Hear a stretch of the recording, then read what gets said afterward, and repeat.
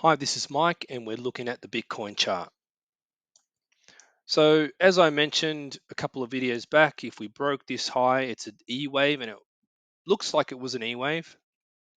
Um, and at the moment, we're in this process of basically just preparing to move lower. We haven't broke the start of E wave yet, which is probably around the corner here, but you can see that this looks like the start of a move, right? Now, I want to just quickly cover this E wave. When I was speaking about it, I counted this as an E wave here, but then it kept going. So what happened? Well, in my opinion, it just turned out to be a type 1 week 5 wave move where each move up was a zigzag. Okay. The problem is that this zigzag was funky, and I believe that it ended here. So the first zigzag was, yeah, pretty funky. But apart from that, this pattern is not the first time we've seen it. Let's be honest. What about up here? We saw this E wave, right? So if you can understand that these things repeat, um, each chart has its own unique fingerprint as to what certain waves might look like. And as in my previous XLM video, you could see the E waves in that chart look very similar also. The one thing that this these charts have in common, XLM and Bitcoin, is basically the start of the move down was choppy in the beginning, and the E waves both have their own unique type of pattern. That's basically how I see it. Um, and both times they're similar, so that's also cool. Not always, doesn't always happen, but it's just interesting to note that that's a potential thing that you take into account. So, just like on my Bitcoin chart, when I told you about those E waves, right, that happened in 2012, 13, or whatever, and in 2017, 18, or whatever, right, those E waves look kind of similar, right? It's just these things that you notice that you point out, and that's why I label my charts the way I do, so you can sort of see that if you look at wave two here, it didn't have the same look, right? But there are certain waves that do. You should never take any importance to them. It's just identification of waves. That's all it is. Now, you know, this move up was a 5 wave move for E. In XLM, it was a complete correction, right? XLM is in wave C. This is wave E, the start of wave E down. So they are in different waves, and it doesn't matter because Bitcoin moves down, XLM moves down, right?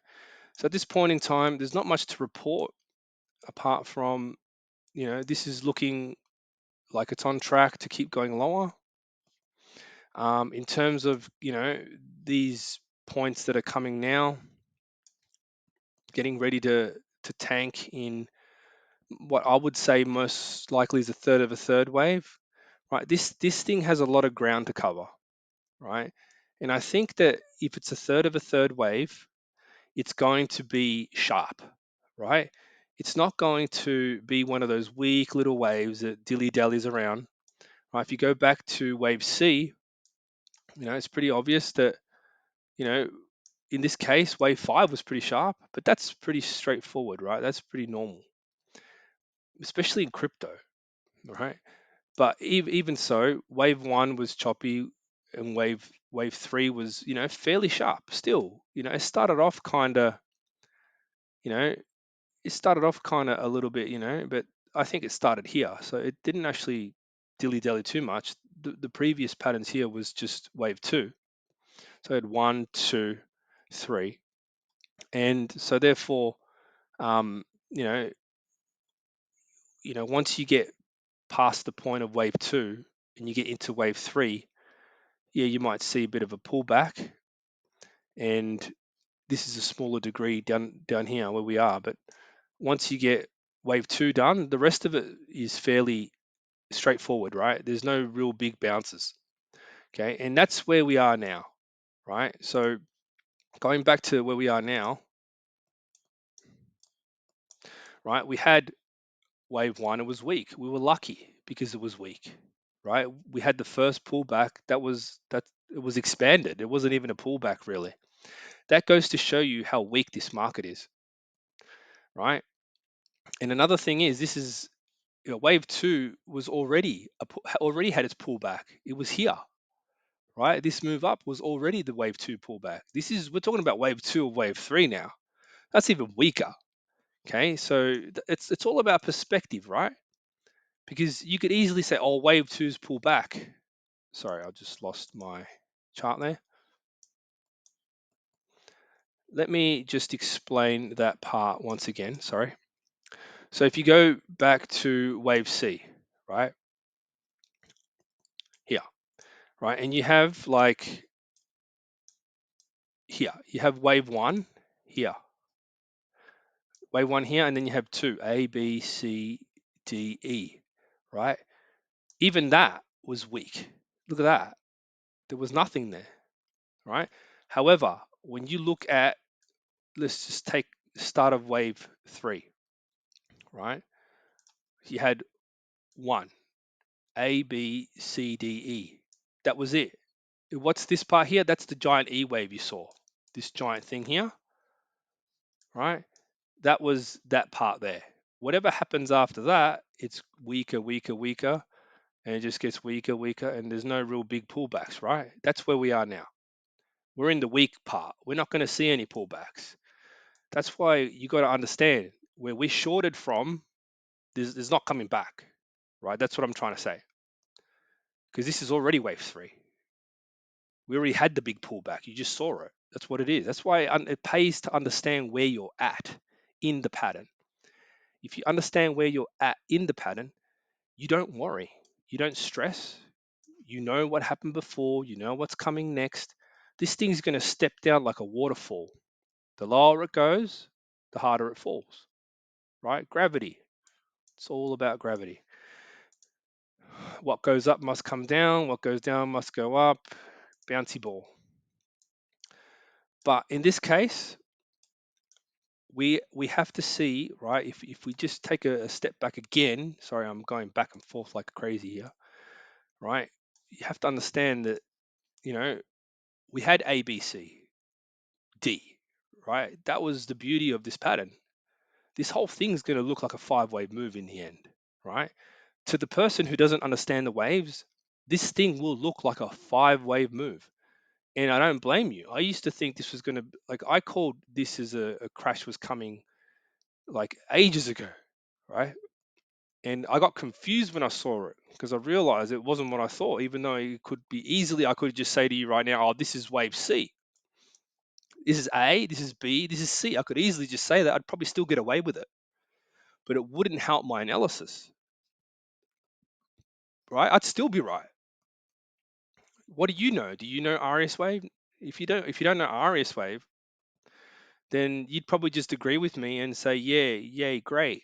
But it's not. It's not a five-wave move, right? And that's why it's confused me for a while until I got to this point and I realized, hang on a minute, this correction's tiny. This thing's got a way to go. So wave fives, even if it's not a real wave five, the last move is always crazy, right? If you look at what happened here in this correction, right, back here in 2019 to 2020, do you even know what that pattern is? Do you even know what that is? Right? I'll explain it to you.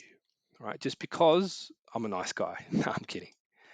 It's because I want to show you, and I don't pay for this data, so I'm going to go to the daily to do it. All right. I don't really need to look at that waves that much. I've done my research. I've done my back testing. But I'll show you here, for example, anyway. So you go A, B. Okay, see that? The first two moves are zigzags, right? And then where's C? Well, this whole thing's a C. D is an expanded type 2 zigzag. E was that whole move there, all right? just to give you a little bit of perspective on what E-waves do. E-wave was crazy on the bigger time frames, but E-wave is what 2020 crash was in this Bitcoin, right?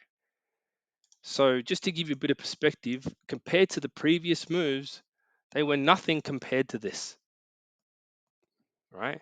The sharpness, the craziness, what you're about to see is this wave here. Yeah, it starts off a little bit choppy, a little bit crazy. Boom. That's why I also want to mention is that we got to stay on top of this thing. We got to stay on top of this thing like crazy because what's coming next is going to be very crazy. It's just going to be a big version of crazy, a massive version of crazy. These profits will come quick. And the thing is, they might come so quick that we need to stay on top of it, right? Because there'll come a point in time when we need to be actively engaged in understanding what's going on before our very eyes. For example, once again, sorry, I'm chopping and changing. If you go back to this candle here, how many days was it before it bounced? Okay, it bounced on the same day hard. How much opportunity did you get to buy exactly at the low? It might not have been that long, okay? But you did get a pullback. There is something going on there, maybe like 3 or 4 days, right? But the point is, that when crazy stuff happens, you need to have a plan, right? And what's your plan? And that's why I talk about where it could fall down towards, because if you see that happen, you may not have time to react in reality, right? So as we go along, I will be talking more and more about that plan. Okay. For now, we just need to we need to get going on this. Start to see breaks of the lows, that type of thing. And once we do that, we can prepare for the insanity that I believe is going to happen. And another reason I say that, now, remember how I showed you just before how at the top it dilly-dallies a little bit. Okay, alternation, massive alternation, especially in wave E's. Why did we have this huge spastic correction? Right? Crazy, weird looking all over the joint. Quite a big correction. Well, alternation to the downside means that there will be hardly any correction in wave 4 and 5. It'll just be boom, crazy. Okay, this thing's coming again. A lot of people don't understand it. They don't understand the waves. So that's why I'm telling you this now, because once we get closer to seeing something like that happen, you may not have enough time to react. Hopefully you found this video interesting and informative. Thank you for watching.